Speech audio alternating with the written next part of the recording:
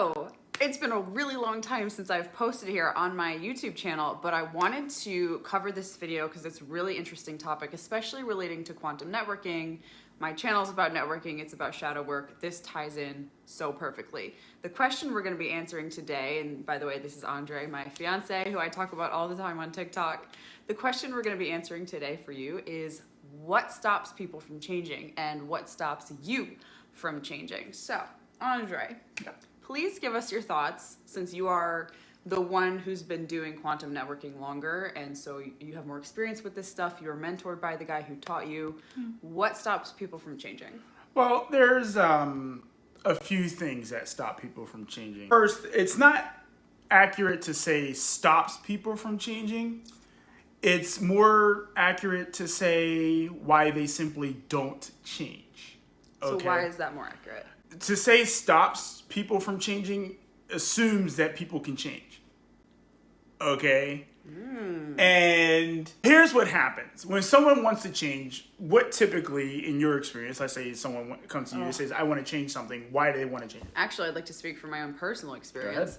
When I wanted to change something in the past, like I wanted to start going to the gym more, I wanted to eat healthier, I would successfully do it for probably one day, and then the next day I wouldn't have the willpower to do it again. And then I beat myself up, get mad at myself, and this happens over and over again. The reason that you even start the change is because you think that by initiating that change, you're going to get something that you want in return for the change.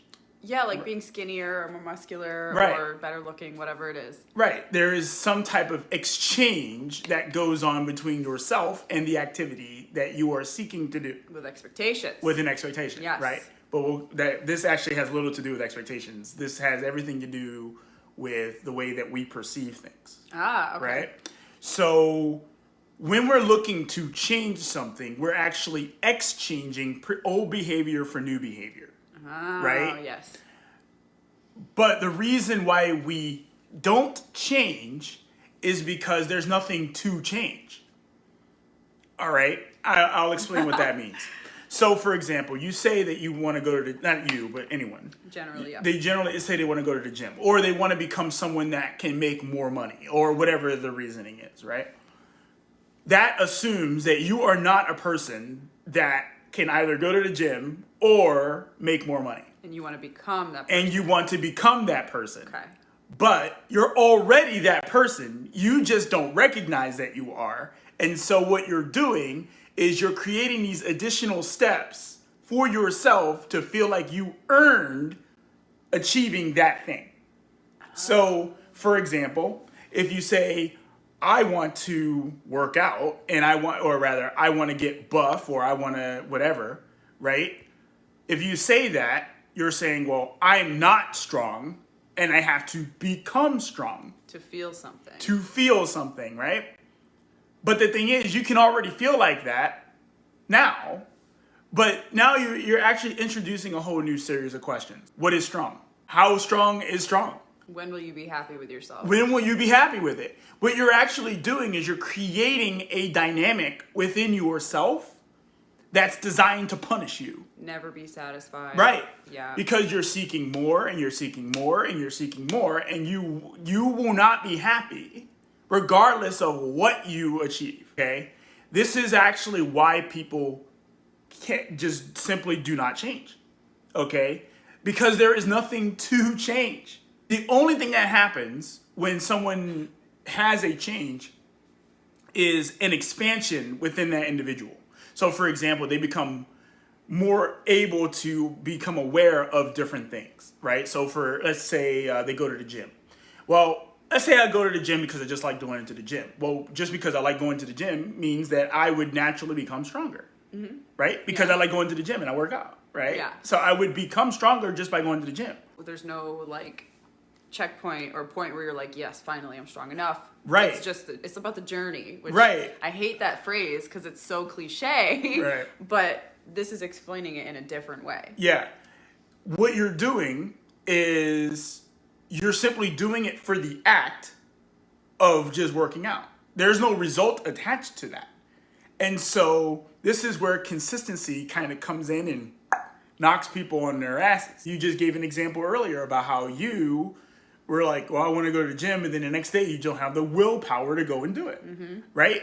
Well, that's because you're beating yourself up for not being consistent. Beating yourself up for being consistent is how you stay in the loop and why you actually won't make any changes, why you won't grow, why you won't expand. Because all you're doing is creating ways to punish yourself some more. It's kind of like the idea, so you want to change, you want to feel strong, you want to feel attractive, you want to feel like you accomplished something, but you also know inside yourself that changing and becoming that is going to be more painful than just staying the way you are, because you're already anticipating beating yourself up, suffering, struggling, never being good enough. That's already happening inside you. Right. So that's why I was always never able to change anything, and probably why you haven't really been successful either. So let's actually run it through like a logical scenario. Yeah. Okay. So let's say you go, I want to go to the gym. Right. All right. You go to the gym. Let's say you go to the gym for 3 days. You're feeling pretty good about yourself. You're like, hey, you're creating a consequence that says, hey, I feel good about myself because I made it 3 days. Before I couldn't do it more than 3 days. I could do only 1. Yeah. Right. So you're feeling good about yourself. Now let's say on day 4, something happens. You're not able to go to the gym. Right? Let's just say your car, just sputters out, or it's bad weather. It'll cause the inconsistency. Right? You got a stomach ache. Right? Now, what would happen is, okay, so you don't go to the gym that day. You go, okay, that's okay. I'll go tomorrow. Right? Now what happens? We know what happens. What happens the next day? I have a tummy ache again. Something else comes up. Right? Exactly. Something else comes up. Yeah. And so those 3 days that you went to the gym, irrelevant. Yeah. Because now we're back to the same thing. And then you're going to realize, I haven't been to the gym. I failed again. I failed again. And then you're like, man, I can't do anything consistently. I can't do anything right. Why can't I change this? I'm trash. I'm trash. I'm the worst. I'm horrible. Okay?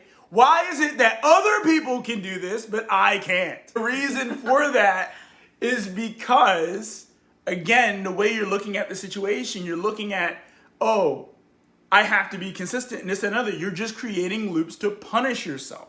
Yes. Okay? So how do you break out of this? Well, first and foremost, stop trying to be consistent. Okay? Stop trying to be consistent. I know they say consistency is key. It's nonsense. Okay? Stop trying to be consistent. In fact, just do it when you feel like doing it. Okay? That's actually the opposite, right, of what people usually tell you. People tell you, oh, you just got to force your way through it. Forcing your way through it only builds resentment. There's no point to that unless you like being upset with yourself, and in which you can do it as much as you want. But if you're really trying to, quote unquote, break out of that loop, you have to give yourself the opportunity to just be okay with not being consistent. Just do it when you feel like it. I'd like to point out that when this worked for me, this idea of not needing to be consistent, but instead going to the gym when I felt like it, works for me perfectly when I started realizing that going to the gym was an act of experiencing my muscles.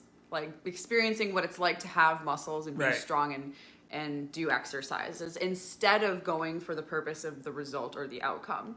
So then I would wake up and be like, you know what? I want to go to the gym. Like I feel like going to the gym instead of, oh, I gotta go and do this so I can be skinny. You know, it makes a huge difference, and Yeah.